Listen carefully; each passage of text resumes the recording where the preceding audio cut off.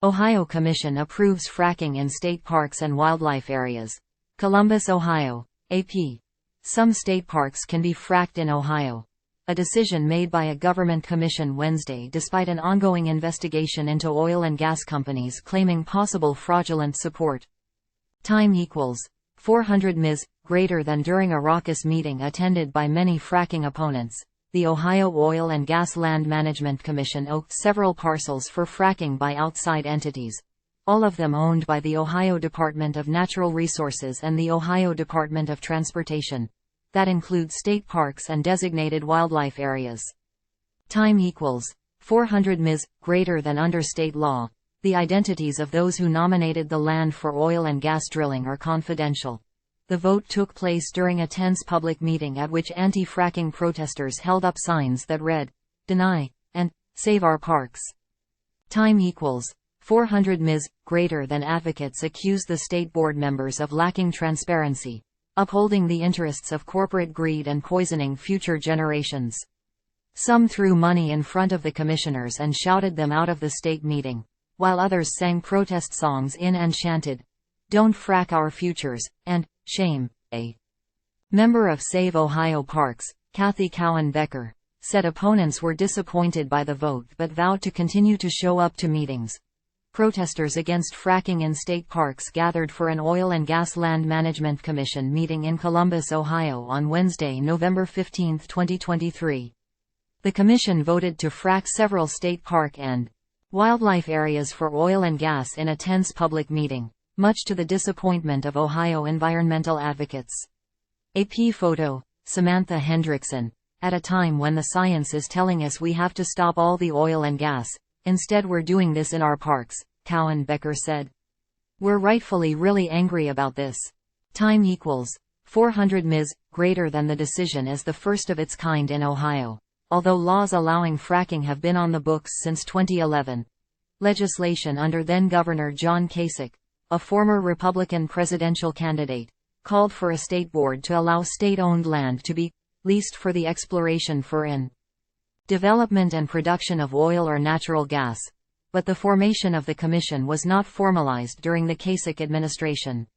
In fact, its first meeting did not occur until December of 2022, after current GOP Governor Mike DeWine signed a bill similar to the 2011 legislation. Time equals 400 ms. greater than Commission Chair Ryan Richardson emphasized in a previous commission meeting that according to the language in the nominated leases, no surface areas of the parks would be disturbed by oil and gas drilling as it would occur underground. However, most of the meeting Wednesday was nearly impossible to hear over the boos and chants of environmental advocates in the room. A spokesperson for Richardson said she would respond to reporters' questions later Wednesday. Oil and gas fracking is often a polarizing topic, but ongoing accusations of fraudulent support have added even more tension to the vote. Time equals 400 ms. greater than a Cleveland.com investigation in September found that over 100 Ohio residents said their names were attached to form letters sent to the commission in a public comment period without their knowledge, all of them urging state parks allow fracking. Those names included a 9-year-old girl and a blind woman. The form letter, which appears over 1,000 times in the public comment database, urges Ohio to responsibly lease rights to minerals under Salt Fork State Park, among other areas. The 9-year-old's mother, Brittany Keep, told Cleveland.com that her daughter knows nothing about oil and gas exploration and neither of them have visited Salt Fork State Park. The letters could be traced back to multiple pro-oil entities, including Consumer Energy Alliance, a Texas-based pro-oil and gas organization. The Energy Alliance has denied collecting names without permission and has called Cleveland.com's coverage libelous. The nonprofit collects and verifies those names and other demographic data through a third party, according to the group's spokesperson, Bryson Hull. Citing their contract, the Energy Group says they cannot reveal who that third party is or the data they collected. Hull said, "It isn't the first time the alliance has come under fire for using residents' names in government petitions and public comments without their knowledge." The group has been accused of the same issue in Wisconsin in 2014, Ohio in 2016 and South Carolina in 2018. Ohio Attorney General Dave Yost, a Republican, said in September he would investigate any possible crimes committed through the use of the letters.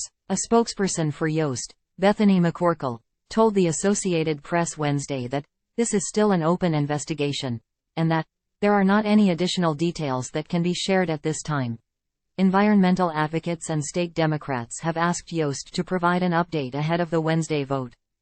Time equals 400 ms. Greater than. A thorough investigation is imperative so Ohioans have confidence that any state process meant to include public input is, in fact, functioning to reflect public opinion and not another conduit for public corruption, said House Minority Leader Allison Russo in a statement Wednesday. The Energy Alliance is fully cooperating with Yost's office, Hull said in September. Anyone who comes forward to the commission and can confirm letters in their name were sent without their knowledge are encouraged to contact the commission, said Ohio Department of Natural Resources spokesperson Andy Chow. He said their name will be removed from public comment. The approved parcels will now be put into a confidential bidding process, in which organizations can put in their bid to frack on the land. Samantha Hendrickson is a core member for the Associated Press, Report for America Statehouse News Initiative. Report for America is a nonprofit national service program that places journalists in local newsrooms to report on undercovered issues.